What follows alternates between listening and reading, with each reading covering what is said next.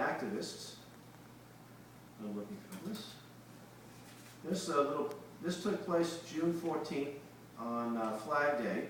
The town of Dedham, Massachusetts, here they are at Flag Day, and they're talking the U.S. flag, and they belong to Agenda 21. And we prepared a little flyer like this. Oh, buddy. What you're looking at here is a 6-year-old Philip-Whitus, as Jen Coffey would say. She's 7 now. She's passing on information on passing the International Council on Local Environmental Initiative. And you see, She's brainwashed, you see. there's no such thing as too young to be a student activist. We're here in the town of Dedham, Massachusetts, June 14th, 2011. It is Flag Day, and one of the few towns in Massachusetts still has a Flag Day parade. And we thought this would be a great place to warn people about this UPOM of the UN. And the UN had an ICLEI, and members of Dedham happened to be a member. The average person that we're talking about on the ICLEI has never heard of it.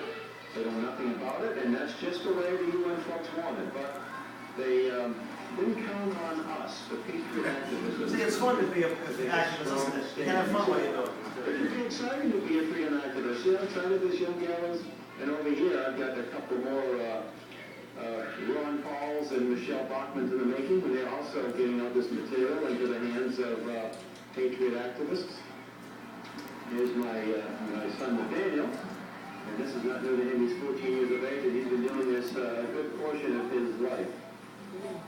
So you want more information on the ICLEI?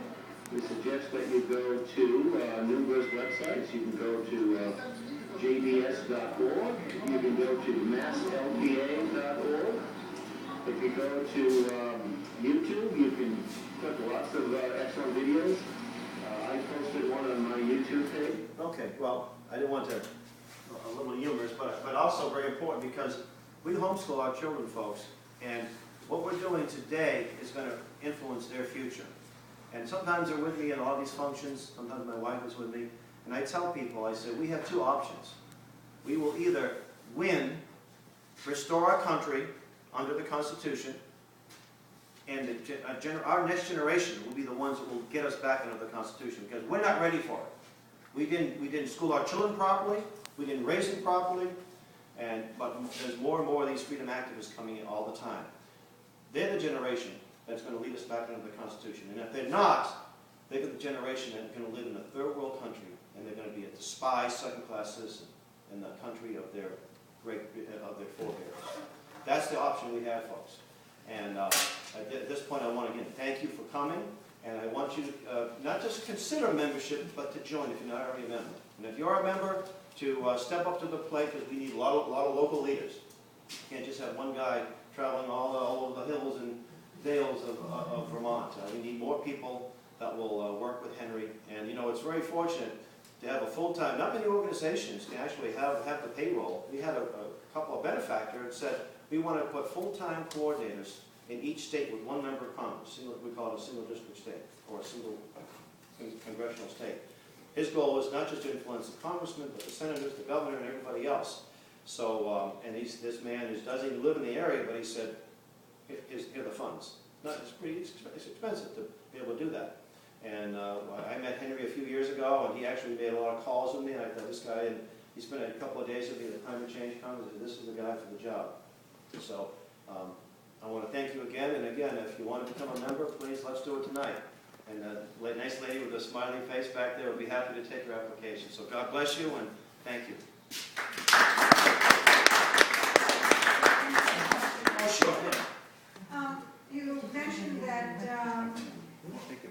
you feel that the towns joining with this ICLEI is a violation of the Constitution. Yes. Has there been any consideration of taking these to court? Well, yes. In fact, New Hampshire, we have a lot of friendly legislators, and they actually want to get a law passed to cease and desist. The towns will get out. Other places are trying to get attorney generals to get them to tell towns to quit, to leave, cease and desist. Massachusetts, that's not going to happen anytime soon.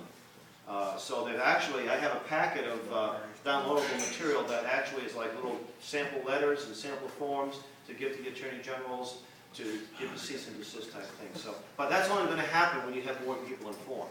In Vermont, it's not going to happen right now, I don't think. Not yet. Not in No, the short term, but it's going to happen, because I know there's a lot of freedom people. You know what's interesting, as the great Ethan Allen, what did he say? The gods of the hills are not the same as the gods of the valleys, right? And the flatlander concept, right? I think flatlander is more of a state of mind than it is actually physical location, right? I don't think I'm a flatlander. But these people who are, oh, you're a flatlander. The UN is the most flattest of the flatlanders. The principles that they uphold completely violate most of the things that people in Vermont hold dear. You know, individualism, you know, taking care of your own, that type of thing. That's completely out of the question with the UN. So you tell these people who call you a flatlander, who support this, say, why are you embracing flatlander positions? You know? Does JPS provide copious literature available to each and every library, public library? Only when we have a membership base. So where we have members and active members, that's what we do. And we will have some libraries have subscriptions of the New American. So does it stay there? It stays there in many cases. Yeah. Yeah. So it needs to be a paid subscription to your local public library? That could be done, yeah. It can't be- I can address this as your local coordinator.